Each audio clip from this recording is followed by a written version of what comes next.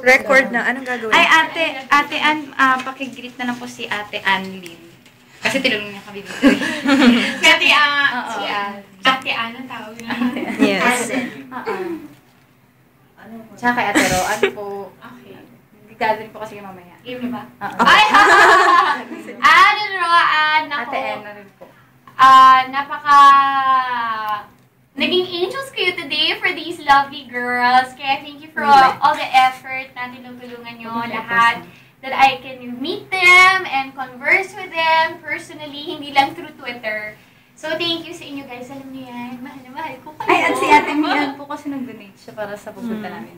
Oh, kanino? Si Ate Mian po, nag-donate siya sa pagpunta namin dito. Mama Mian! Ano ba yan? You're the sweetest talaga. Alam mo, this is why I love you guys and treat you like friends and family. Kasi, ano ba yun? Iyak ako!